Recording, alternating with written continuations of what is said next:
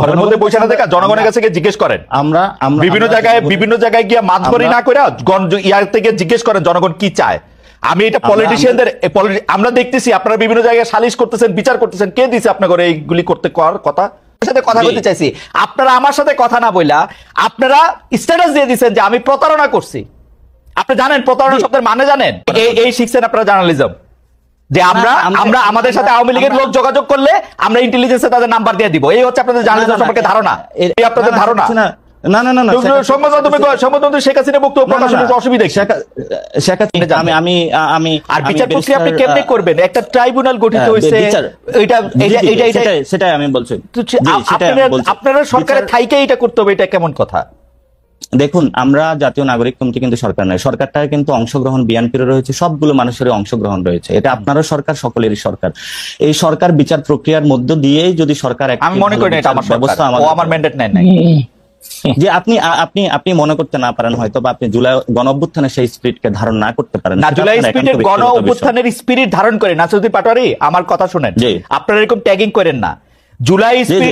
জুলাই একদম স্পিরিটটা ধারণ করেই আমরা বলতে চাই যে আমরা একটা গণতান্ত্রিক সরকার চাই।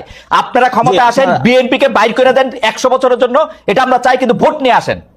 হ্যাঁ, সেটাই, আমরা ভোটে যাব, কিন্তু ভোটের মধ্যে সেই জায়গাতে আমরা আওয়ামী লীগের কোনো পুনর্বাসন দেখি। আওয়ামী লীগের পুনর্বাসনের কথা করতে আসলো, আপনারা নির্বাচন করবেন, আওয়ামী লীগকে নিষিদ্ধ করতে দিয়েন না, নিষিদ্ধ করে দেন।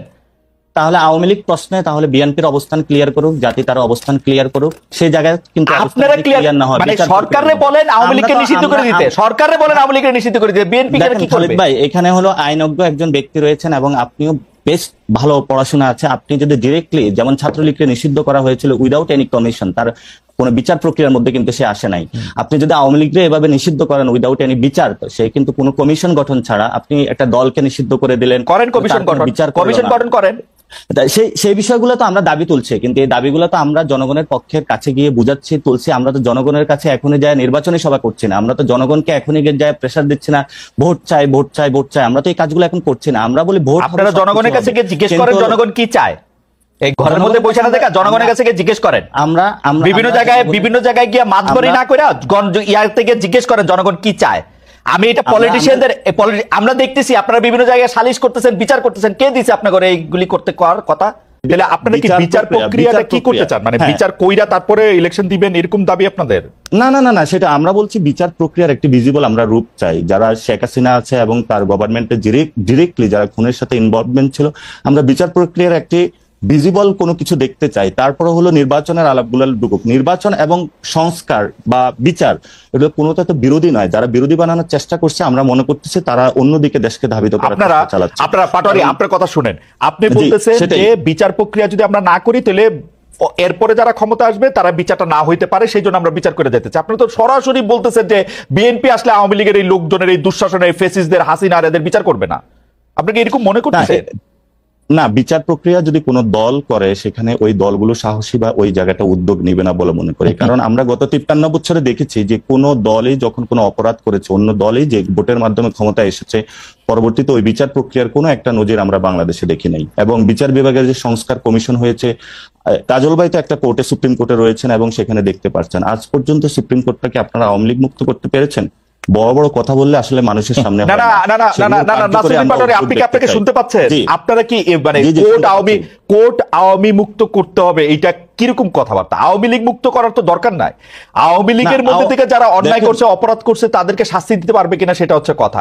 আপনারা আজকে জুলাই আগস্টে যে জায়গায় দাঁড়ায় আছেন, আপনি ব্যারিস্টার কাজলকে জিজ্ঞেস করেন গত 15 বছরে বিএনপি, জামায়াতের, বিরোধী দলের কত লোকের রক্তের উপর দাঁড়ায় আপনারা রক্তে দাঁড়াইছেন। গত 15 বছরে যারা গুম হয়েছিল, খুন হয়েছিল, একবারও কি তাদের পক্ষে দাঁড়িয়ে কখনো বিচার দাবি করা হয়েছিল? গুম কমিশনের রিপোর্টটা সামনে আসবে, তাহলে যারা গুম এবং খুনের সাথে ইনভলভমেন্ট ছিল তাদেরও তো বিচারটা দাবি করা হয় না। যে বিএনপির কর্মীটা বিভিন্ন জায়গায় নিজের বুকটা পেতে দিয়েছিল সে তো আজকে বিচার পাচ্ছে না। যে বিএনপির এখনো পর্যন্ত হলো ভাই অথবা বোন যাদেরকে এখনো পাওয়া যায় না, যাদের রক্তের উপরে দাঁড়িয়ে আজকে বিএনপি কথা বলছে, তার জন্য তো বিচার চাচ্ছে না বিএনপি। আমি তো ফেসি সিস্টেম দেখি যে আপনারা কাউরে কোনো কিছু কইতে দেন না। এই সরকারের আমলে কারো ইন্টারভিউ নিতে গেলে 3 জন 3 জায়গায় দিয়ে লেখে এ প্রতারণা করছে, এইটা করছে। আপনারা তো কারো কথাই শুনতে চান না। আমি মতিউর রহমান চৌধুরীকে আবার উদ্ধৃত করতে চাই, তিনি বলতেছেন এই বাংলাদেশের এই সরকারের এগেইনস্টে কোনো রিপোর্ট কোথাও ছাপা হয় না। তো ওনারা কি সব ফেরেশতা? না, মতিউর রহমান কিন্তু একটা বিতর্ক সৃষ্টি করেছিলেন, কিন্তু আমরা বরাবরই হলো যে কোনো সংবাদ না মতিউর রহমানের বিতর্ক বাদ দেন, মতিউর রহমানের এই কথা নিয়ে কথা করেন। আমরা বরাবরই যে কোনো সংবাদ মাধ্যমের স্বাধীনতা, আমার সংবাদ মাধ্যমের স্বাধীনতার জন্য আপনি সর্বপ্রথম হলো আমাদেরকে পাবেন, যদি বুলেটটা পড়ে সেটা আমাদের মধ্যেই পাবেন, কারণ আমরা সংবাদপত্রের স্বাধীনতায় বিশ্বাস করি। এবং এই সরকারের সময় সর্বোচ্চ লেভেলের হলো বাংলাদেশের সংবাদপত্র এবং মিডিয়া যারা আছে সর্বোচ্চ স্বাধীনতা ভোগ করছে। আপনি মিডিয়া পাড়ায় খোঁজ নেন, বিভিন্ন জায়গায় খোঁজ নেই বলতেছি। আমি আপনার একটা তথ্য দিই, জনাব নাসিরউদ্দিন পাটোয়ারী, আপনাদের সমন্বয়কদের একজন জনাব হাসনাত, তিনি একটা টেলিভিশনের মালিকের ভবনে গিয়ে একটা লিস্ট ধরায় আসছেন যে এই 10 জনকে বাদ দিতে হবে, নাইলে সময় টিভি থাকবে না, ওইটাকে ইয়া করা হবে। খালিদ ভাই আপনার তো তাহলে মিডিয়া পাড়ায় অনেক বন্ধু বান্ধব রয়েছে, মিডিয়াগুলো কারা দখল করেছে, সেই মিডিয়াগুলোর ভূমিকা কি ছিল? এখন দখল করছে বিএনপি লোকেরা। এখন বিএনপি লোকেরা সমন্বয়ক, বিএনপি লোকেরা দখল করছে, সমন্বয়করা দখল করে নাই। কিন্তু আজকে বাংলাদেশে যে 3টি মাস হয়েছে এই পর্যন্ত মিডিয়াগুলো কেন রিপোর্ট প্রকাশ করে নাই? সেই সময়ে গণ অভ্যুত্থানের এই পর্যন্ত কোন মিডিয়ার মাধ্যমে কোন একটা রিকশাওয়ালা যার ছেলেটা আহত হয়েছে, গুলিতে শহীদ হয়েছে, কোন একটা রিপোর্ট আপনি পড়েন নাই? সেই মিডিয়াগুলো আপনি পত্রিকা পড়েন না? হাজার রিপোর্ট, হাজার রিপোর্ট। নট অ্যাবাউট দাদা, আপনি পত্রিকা, আমরা বাংলাদেশে সবগুলা পত্রিকা পেয়ে থাকি, এবং আপনি দেখেন নাই কোন পত্রিকাতে জুলাই আগস্টে কারা নিহত হয়েছে সেগুলো নিয়ে রিপোর্ট করে নাই? প্রত্যেকটা পত্রিকা আমরা টু দা পয়েন্টে পড়ে থাকি। এবং জুলাই আগস্টে খালিদ ভাই, আপনি বাংলাদেশের মিডিয়া পাড়ায় এখন যা চলছে, আপনি এখনো দেখবেন বাংলাদেশের মিডিয়া পাড়ায় এখনো এই গণ অভ্যুত্থানের পরেও কিন্তু আওয়ামী লীগের সংবাদ প্রচার হয়েছিল, এখনো কিন্তু বিভিন্ন জায়গায় আওয়ামী লীগের হলো গোপন বার্তা প্রচারিত হচ্ছে। ওই বিষয়গুলো আপনাদের কোনো অবজারভেশন? না, অবশ্যই অবজারভেশন আছে। আপনি কি মনে করেন যে শেখ হাসিনা গণভবনে থাইকা এসএসএফ লইয়া এতগুলি ইন্দুর এতগুলি বান্দর লইয়া ক্ষমতায় টিকতে পারে না, হেলিকপ্টারে চলে গেছে? আপনার কাছে কি মনে হয় গোপন বার্তা 2টা দিলে পত্রিকা প্রকাশিত হইলে আপনাকে ইয়া চলে যাবে, শেখ হাসিনা আবার আইসা পড়বে ক্ষমতায়? এই আপনাদের ধারণা? সংবাদ মাধ্যমে শেখ হাসিনা বক্তব্য প্রকাশের অসুবিধা? শেখ হাসিনা আসার বিষয় না, আসার বিষয়টা যখন আপনি নিষিদ্ধ একটি সংগঠনকে, যার খুনের রক্তের দাগ এখন আছে, আপনি তো তাকেও নিয়ে আসতে চেয়েছিলেন। হ্যাঁ, চাইছিলাম তো। জনগণ যখন কথা বলেছে, আপনি কিন্তু সেখান থেকে পিছপা হয়েছে। না, পিছপা হয়েছে আপনারা মামলা করার হুমকি দিচ্ছেন। আমি অ্যাটর্নি জেনারেলের সাথে কথা কইছি, তারা কইছে যে হ্যাঁ এটা মামলা করা যাইতে পারে। হ্যাঁ, দিছেন তো। আমি একজনের সাথে কথা বলতে চাইছি, জনাব নাসিরউদ্দিন পাটোয়ারী, আমি একজনের সাথে কথা বলতে চাইছি। আপনারা আমার সাথে কথা না বইলা আপনারা স্ট্যাটাস দিয়ে দিচ্ছেন যে আমি প্রতারণা করছি। আপনি জানেন প্রতারণা শব্দের মানে জানেন? জি, এটা আমি কিন্তু এটার স্ট্যাটাসের দায়ভার নিচ্ছি না, কারণ যে স্ট্যাটাস দিয়েছে সেটাতে সে জায়গাতে বলবো। কিন্তু আমরা স্পষ্টত যেটা দেখি, ক্যাম্পাসে আমরা যাদের হাতে মাইর খেয়েছি, যারা আমাদের প্রতিনিয়ত পিঠাইছে, যারা প্রতিনিয়ত যাদের হাতে হলো খুনের, আমি ওরে নিয়ে আইসা কোলে বসে আদর করতাম, এরকম আপনার ধারণা? না, আপনি কোলে নিয়ে আইসা আদর করা না, অথবা ও আইসা কথা বললে সব লোক আপনাদের বিরুদ্ধে চলে যেত। তাহলে আপনার সাথে তো তাদের সাথে যোগাযোগ আছে, আমার সাথে যোগাযোগ নাই।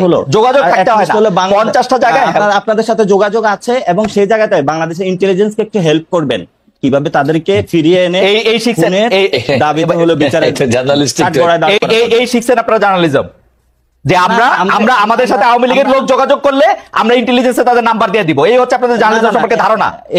এটা হলো আমাদের জার্নালিজম ধারণা না, এটা হলো যে জায়গা থেকে খুনের বার্তা গেলে তারা আসুক বিভিন্ন জায়গায়, তারা মাঠে দাঁড়াক। শোনেন, এই যে সাদ্দাম, আমি আজকে টেলিভিশনে বলি, এই সাদ্দাম দিয়ে আমি হচ্ছে ওয়ার্স্ট সাফারার। ওকে আমি একটা প্রশ্ন করার পরে ও হচ্ছে 60,000 ফেসবুক ভুয়া পেজ খুলে আমার বিরুদ্ধে লিখছে। আমি মনে করছি ও আসবে না, ওইটা তার জন্য পিকনিক হইতো না। এটা আপনিও তার ভিকটিম ছিলেন। সেজন্যই তো আমি তার প্রশ্ন করতে চাই, আপনারা কি দেখেছেন যে এই টিমের একটি স্ট্যাটাসে এবং তাদের একটা লাইভ টক শোতে সবাইকে হত্যার হুমকি দিয়েছে? এটা কি আপনি দেখেছিলেন?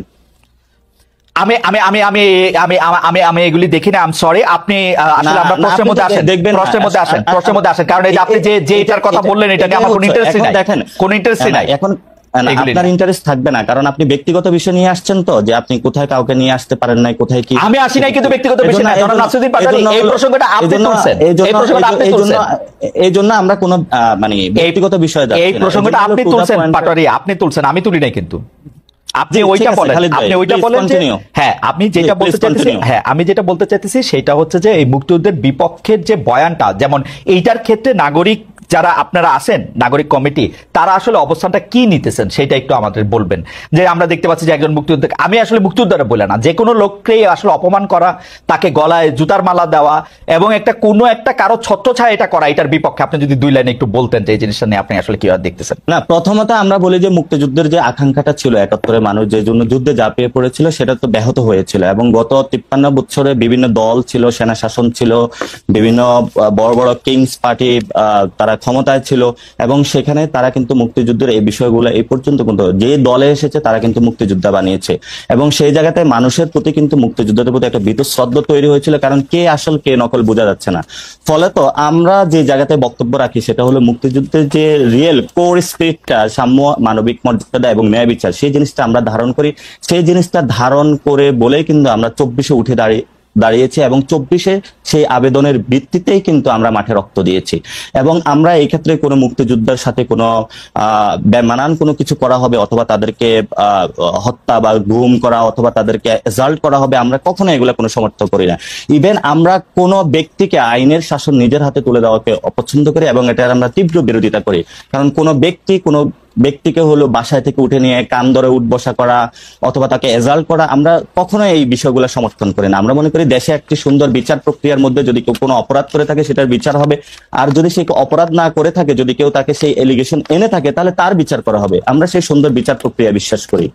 ওকে।